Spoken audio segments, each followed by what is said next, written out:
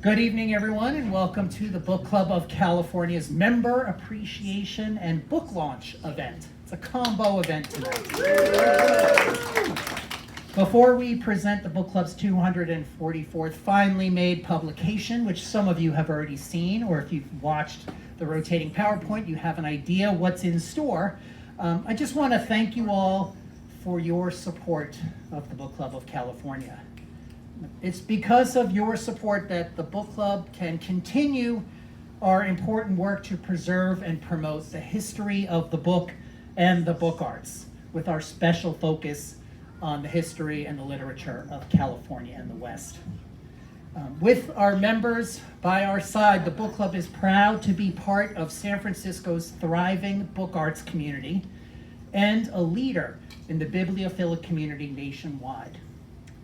We're honored to be able to have and provide this welcoming, supportive environment for book-related scholarship and lively social interaction for those of you who cherish the book as a cultural object. Now, on behalf of the members, board of directors, the volunteers, and staff, thank you so much for being a member of the Book Club of California community. We cannot do it without you. Give yourselves a big round of applause. Thanks for the urban appreciation.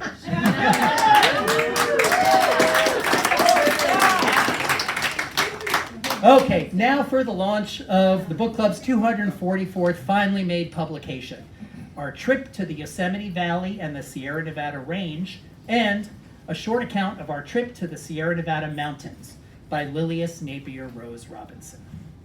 We have quite a few members of the project team with us tonight, but before we introduce those folks to you, and before you hear some brief remarks about the project, I want to tell you that we have Dennis Kruska with us.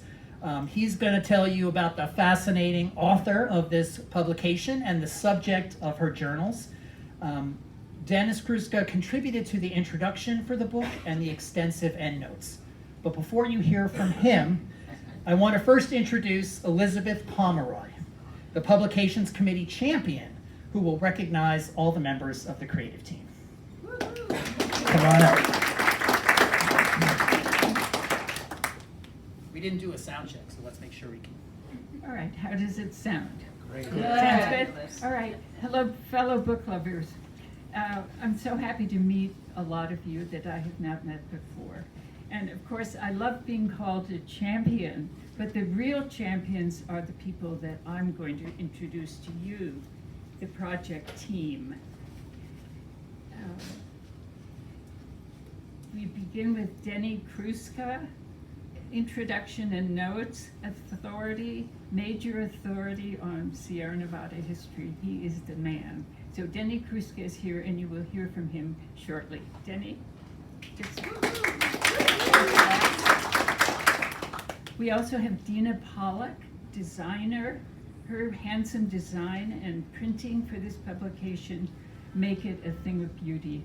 Dina, are you here? There she is. I had the fun of looking at pen and ink illustrations done by Colleen Dwire, and we had the difficult task of choosing among them for the ones to include in this book. Original pen and ink illustrations illustrating the countryside encountered by Lilius. Colleen, are you here? There she is. Didn't we have a good time looking at all those pictures?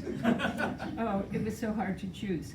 Also, you must also admire the 2 maps created especially for the book by Ben Pease. Invite the readers to follow her on her journey, either in the book or you could even go there and try to follow her journey. Ben Pease, are you here? He's not. He's not here today. The book also includes partial reproductions of Robinson's original accounts, so you can get an idea of the journals that she privately printed for family and friends in the 1880s. And you could see originals right here. That's what the team was working with.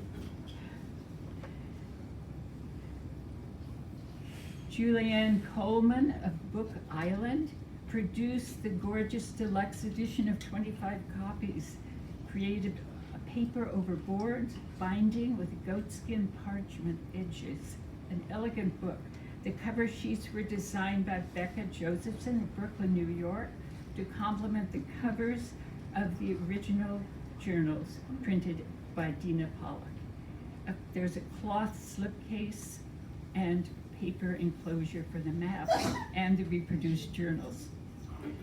So all of these people have worked on this book project. It's truly a beautiful result, and the result of many minds and many artistic talents coming together for the final result. We have the book on display here in front of the room, available for purchase. You can see Kevin and the staff if you are interested in, and you must have a copy of this book. Don't leave without one. If you've already purchased the book, you can pick it up this evening. And now I would like to ask Denny Kruska to make a few remarks, to introduce the original journals, and to tell us a bit about Lilius, this rather amazing woman, her heroic feats, and the journals that she wrote. Denny?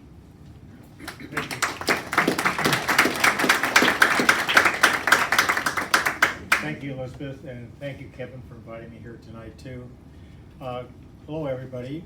I am Denny Kruska, and I'm honored to be a contributor to the 244th publication of the Book Club of California. I became involved in the Lillian Napier Rose Robinson book project when my Zamorano Club friend Elizabeth Pomeroy suggested that I would be the ideal editor for the project. At that time, Elizabeth was unaware that I am the sole individual, including institutions, who possess both LNRR privately printed books, which I brought up today for display. They're exceedingly rare, known in less than 8 copies per book. Oh my God. Yeah. Following an exchange of several emails with Elizabeth, I accepted the task of overseeing the book's publication. First, I scanned all the pages of the fragile original books and then began researching the background of the obscure author. Piecing together scant pieces of online information about the Robinson family, we were able to construct a short biography of Lilius's little-known life. Next, I was tasked to annotate the 2 books, deciphering Lilius's descriptive prose and providing endnotes for every obscure geographic landmark she mentioned. Additionally, I provided historical background on her travel routes into the Sierra and identified the local people that she met along the trails. So here is a brief introduction to Lillian Napier Rose Robinson, or affectionately as we know her, LNRR.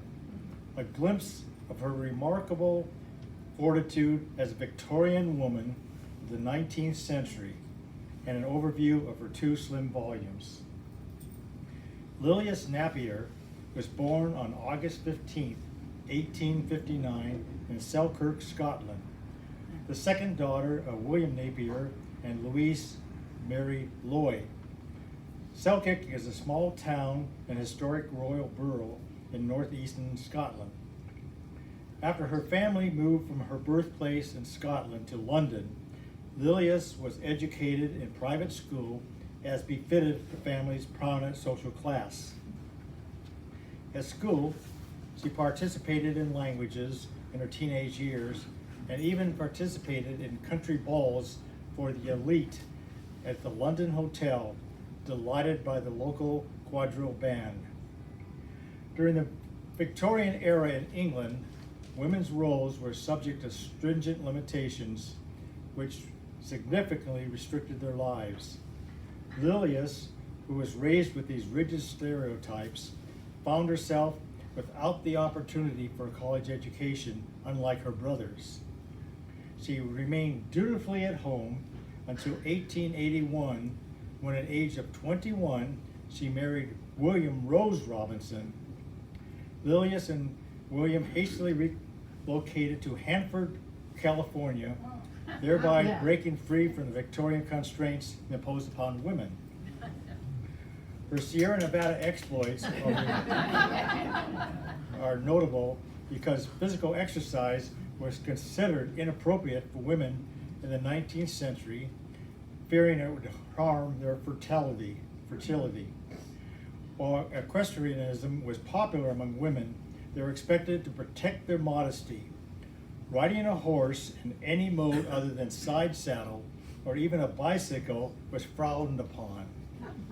Given these prudish restrictions, horse travel outside of Europe was challenging for women, as horses in other countries hadn't been trained for side saddle riding.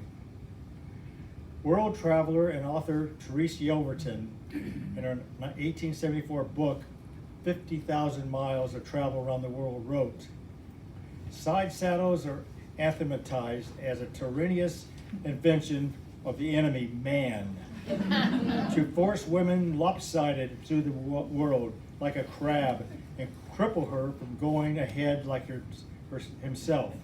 But astride, they anticipate shortly getting ahead of him. The Americans are not a riding nation and do not yet appreciate the grace of a woman on horseback or the helpful exercise it affords." Now, writing literature was considered an appropriate career for the 19th century woman as it pertained to home, family, and love. Lilius's accounts of her adventures in the Sierra significantly departed from acceptable Victorian-era feminine literature, subject matter, and restricted physical activity. Her scholarly work is an admirable example of a woman caught between the oppression of Victorian times and emerging feministic thought. Lilius wrote detailed and engaging accounts of both Sierra trips with her husband William, which she self-published in small editions for private distribution in 1883 and 1884. The first 37-page book, written by LNRR, is entitled Our Trip to Yosemite Valley and the Sierra Nevada Range. It describes their 5-week journey from Hanford through Yosemite, through the central Sierra Nevada, all the way down to Mono Lake, back to Yosemite in August and September of 1862, all the time riding side saddle with her little dog on her lap. Oh my God. Just imagine. Next, in 1883, she and her husband ventured into the barely mapped southern Sierra Nevada mountains, passing through the remote Mineral King mining area and northward in their quest to summit Mount Whitney. This time she had another little dog, which also sat on her lap during her journeys. The narrative of Robinson's 1883 trip from Mineral King to the Kern River and Mount Whitney is described in her 49-page book, A Short Account of Our Journey to the Sierra Nevada Mountains. In this book, her descriptions of the Mineral King mining area and the adventure leading toward Mount Whitney are the first narratives of this remote area to be published in book form. One particular notable event from this trip was that on the way to Mount Whitney, she did not actually summit Mount Whitney, as did her husband and 2 other members of the group. But when they had come down and made it back to camp, she was so exhausted that they actually had to lift her off her horse and put her into her bed after sitting on the horse for 10 hours that day. Sadly, in 1885, her husband William Robinson died in Hanford, a victim of peritonitis, just 31 years old, and is buried there in a local cemetery.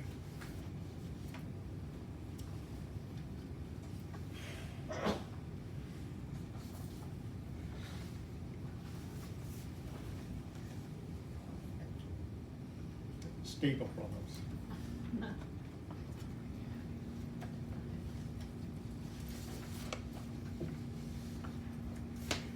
Lilius returned to a subdued life in England and quietly lived out the rest of her life with her family and died July 20th, 1938, at Hayward's Heath, a town in West Essex, some 36 miles south of London.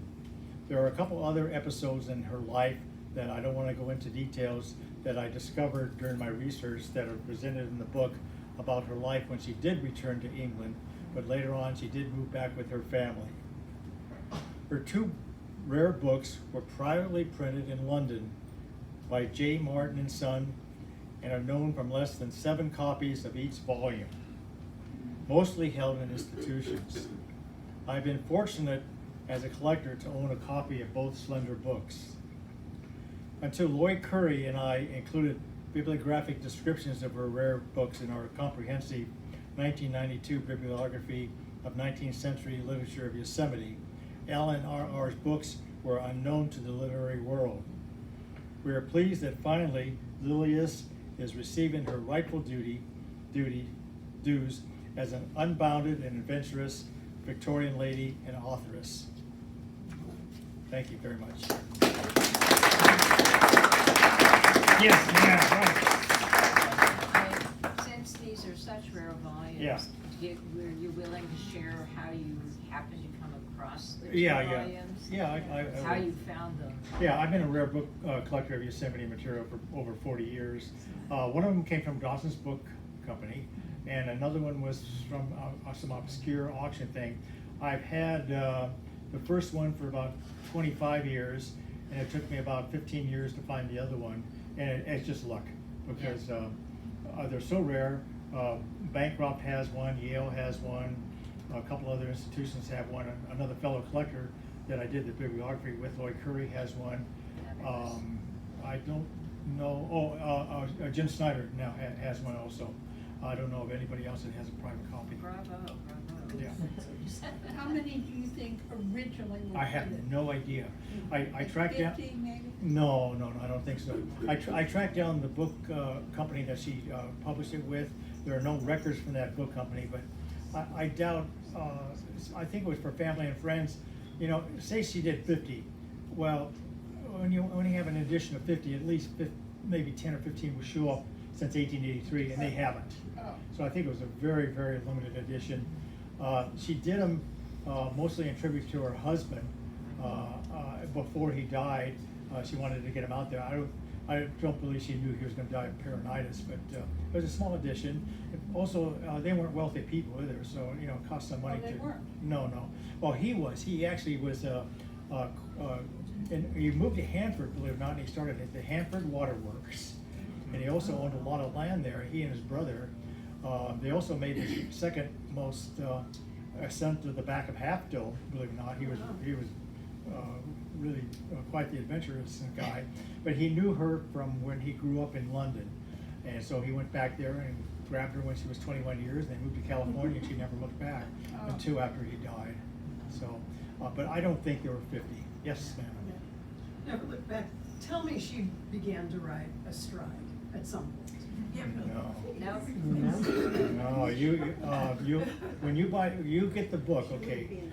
Wait, oh, you got it. Wait till you read about, she was the first woman to ride up through Bloody Canyon from Mono Lake to Yosemite, and listen to the lecture she got from the Mexican lady who told her that she didn't know what she was doing. It's great. I don't want to ruin everything, but yeah, it's in there. Nolan, did you have a question? Same question. Same question. Oh, yeah. One last question before we wrap up. Anyone? She was a lady, you see. He doesn't have one. Oh, no. You got it? We got you. Well, I have a follow-up. Yeah, of course. When did you become aware that these books existed? What was the holy held, I need these, I need this? Well, Is it rare?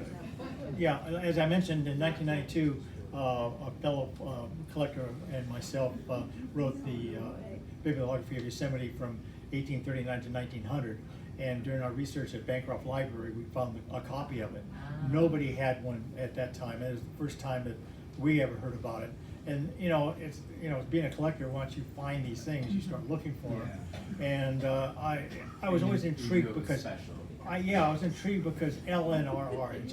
It's such a neat little name. I mean, and then there's such slim volumes that are almost impossible to find on a library, on a bookshop, in a bookstore. So it just started. Did someone show it to you, or did you were browsing the stacks?